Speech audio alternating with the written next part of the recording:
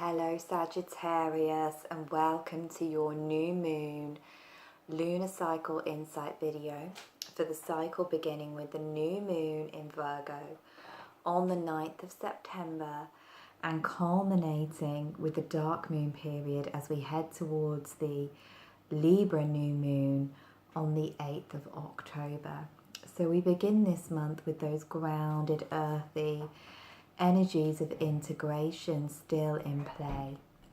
We have the new moon in the earth sign of Virgo. We've got an earth trine forming between Saturn in Capricorn, Uranus in Taurus, and Mercury in Virgo. As the month begins to unfold, the energy does change slightly as we head towards the Venus retrograde period in Scorpio, and the Soul Star moves into Libra, the sign of partnership, and we have a harvest full moon conjunct Chiron. So the energies do take a more healing emotional turn as the cycle evolves. So this video is for you if you're a Sagittarius or a Sagittarius Rising or even a Sagittarius Moon. And I'm going to talk you through how these energies affect you personally, which houses of your birth chart they will be falling in and what alignments they will be making. So the new moon in Virgo Sagittarius will fall in your 10th house of work, of purpose, of career. So this is a beautiful grounded energy for you to set into motion your intentions around what you wish to call forward in your work life, in your purpose, and in your career. And these earth energies can really support building things from the ground up. And you know, it's working with those energies that have been moving through your second house for quite some time. Saturn in Capricorn has been there since the 21st of December last year, the winter solstice, asking you to really build your dreams, build your goals, create some tangible, solid foundations and resources. And this new moon can really link in with that energy and help you to set things into motion. It is, however, being opposed by Neptune in Pisces, who is in your 4th house. The 4th house is the inner space of the birth chart. It's the womb space. It's our inner world, our home and hearth, our family, lineage, our ancestral karma. All of this sits in the 4th house of the birth chart. So we also find that energy being activated for you around the time of this new moon. So we could find ourselves needing to balance between our work and purpose and our inner healing, and you know, creating time to nurture and comfort ourselves. Or perhaps you have lots of duties and demands happening in both of those areas of your life, and you're needing to create balance, to create harmony between them. This moon is also highlighting toxic connections and the places of our lives where we might need to be more discerning, where we need to draw boundaries. So for you, there may be some areas of your work and home life where you're going to have to assert yourself and, you know, claim your sovereignty, claim your own inner space, claim your own inner sanctuary, claim your right to build your career, your purpose as you wish it would be. So we're beginning the month on that kind of earthly, tangible note, and the intentions that you set around your career can reach culmination with the Virgo full moon, which will happen February, March time next year.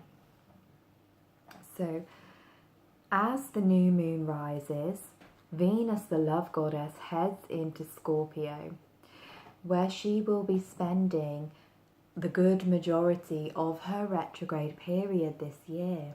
And Venus entered her shadow period in Libra on the 2nd of September. So you may already be noticing these Venusian themes that need healing rising in your life already. So this retrograde is going to be a deep, deep soul dive for us all, because it's occurring in Scorpio, this most alchemical, intense and transformative sign of the zodiac. And it's going to be happening mostly in your 12th house. And this is the house of the subconscious. This is the house of letting go, of dissolution, of where we disentangle ourselves from psychic baggage and old karmic contracts. So around this time, as Venus moves into Scorpio, and even more potently when she stations direct there stations retrograde there on the 5th of October, you will notice these themes of clearing, of inner healing around the areas of finances, relationships, self-value and self-worth rising up, Sagittarius. This is a time for you to search deep inside your soul, to search deep inside your heart and see what needs to be letting go of. And you know, this can be a very multi-dimensional energy. So with this retrograde happening in the 12th house, we can even be looking at releasing past life karma, past life ties, you know, things rising up, old situations from previous incarnations, from this incarnation, repeating themselves, so you can get the lesson and let go and move on. This is a time when you can have powerfully transformative visions and dreams. It's a time of really listening to your intuition and the guidance that's coming up around what you need to let go of. And this is an energy of intimacy as well. It's about how intimate we will allow ourselves to be with other people. And for you, Sagittarius, who is one of the more freedom-loving, autonomous signs, this can be challenging. You may have to look at your fears around vulnerability, around opening up during this period as well, especially as we are having an opposition between Venus retrograde in Scorpio and Uranus in Taurus in your 6th house as well. So you may be finding yourself having to break through a lot of old conditioning around Venusian themes. Perhaps you will have to start a new self-love regime. The 6th house, where Uranus is the house of purification. It's the house of health, the house of healing. So you may find that your subconscious beliefs are having an effect on your physical well-being as well, and they can come up to be clear too, leading to greater health and well-being as the retrograde period comes to a close. But we may also find some deep purification around our relationships, around our beliefs, around what we are worth and how we are valued, also coming up to be cleared. Venus will move back into Libra, still retrograde, on Samhain Eve, on the 31st of October, often referred to as Halloween. And this is a very, pivotal point in the retrograde as she moves back into the sign of Libra, who is very different to Scorpio. As we know, Scorpio seeks that intensity. Scorpio is all about working with the shadow self, reclaiming those parts of ourselves that we have lost or given away. Whereas Libra is much more about balance, harmony, romance, the lighter side of relationships. So this shift can help us to see where we are being inauthentic in our connections. And it also happens to be your 11th house of friendships, Sagittarius. So this retrograde will also be helping you to weed out the friendships, the connections, the groups and circles that are no longer resonating with you. We might have to clear out or let go of some connections that aren't serving our soul. Perhaps they're draining, perhaps they're superficial, but for whatever reason it is, they're just not working anymore. And then as Venus begins to pick up speed, we can start to call forth more connections that are more in alignment with our soul frequency, a true soul tribe. And the 11th house is also very much about our big dreams, big goals and big visions. So there may be some reworking that has to happen around your visions for the future. You know, are they really aligned with your heart? Are they really aligned with your values, Sagittarius? But we'll talk about that a bit more in the upcoming videos as that shift happens. So Venus will enter Scorpio on the 6th, and you will start to notice these themes rising, and they'll come into full effect around the 5th of October. So on the 23rd, the equinox point, you know, here in the northern hemisphere, it's the descent into darkness, the descent into shadows. And for those of us in the southern hemisphere, it's the reawakening, the rebirthing into light. So wherever we are, the equinox point is a moment of balance, of day and night, light and dark being equal length. So it gives us that opportunity to readdress the balance and harmony in our life as well, which of course is why it is represented by the sun's move into Libra. So as this change happens, as the sun crosses the equinox threshold, it will come into your 11th house, where I just talked about Venus clearing up those old connections. And the 11th house, when the sun transits that, it's typically a very nice, very sociable time of the year. You know, we can feel like things are flowing and we're a little bit more in sync with the universe, and we want to share, we want to connect with people. So it's a lovely energy. But however, this month, this equinox, the sun will be opposing Chiron in Aries as it crosses that threshold. And Chiron has been in your 5th house since the 17th of April this year, Sagittarius.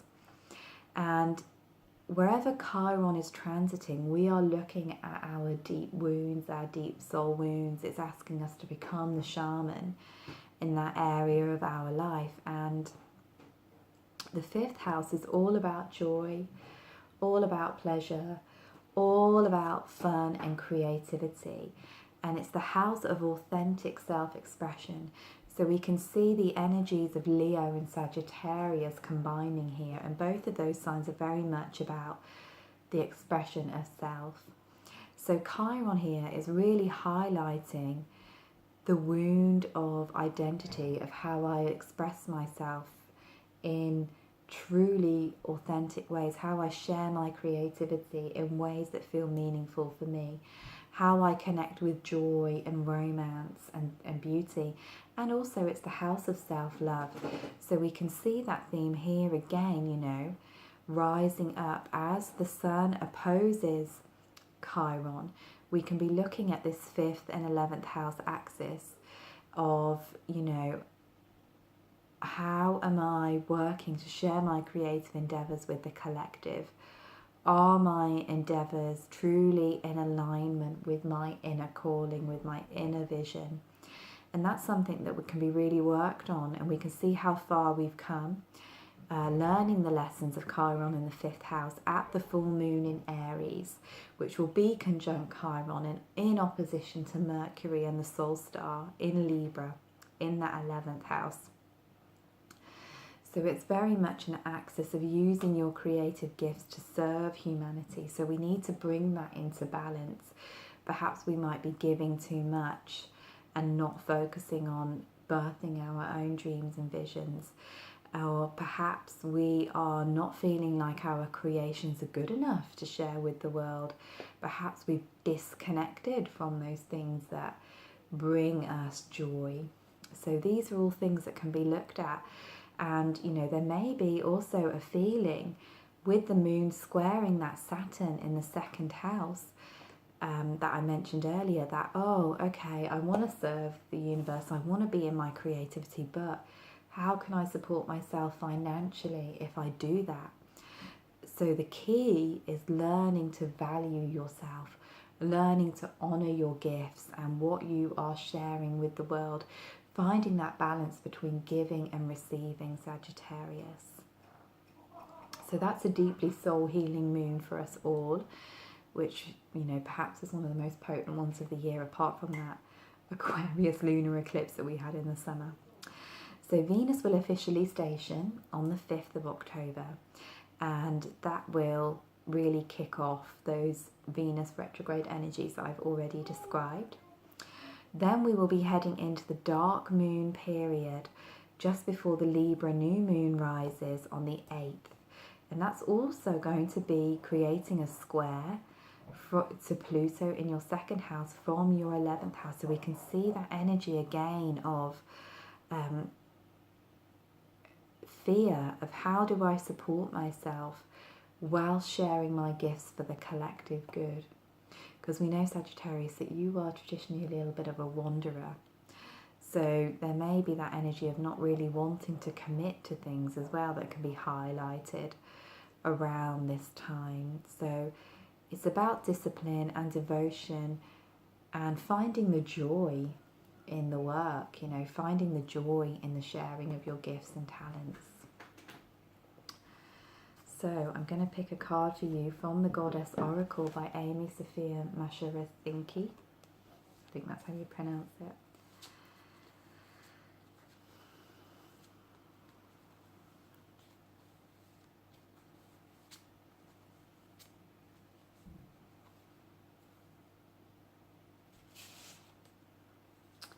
Interesting.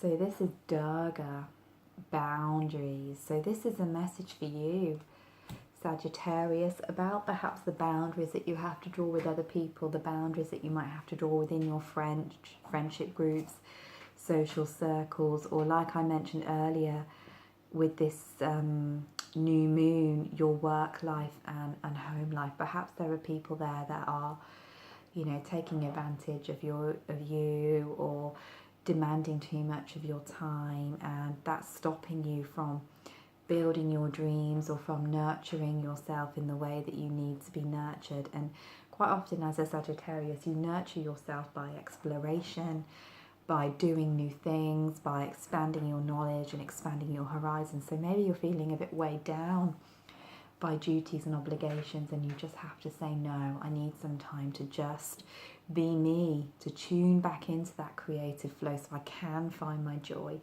so I can find my purpose again. So Durga is a great archetype to call on and work with. Look how fierce she is. So I'm sending you so much love, Sagittarius, and wishing you a beautiful, healing and transformative lunar cycle.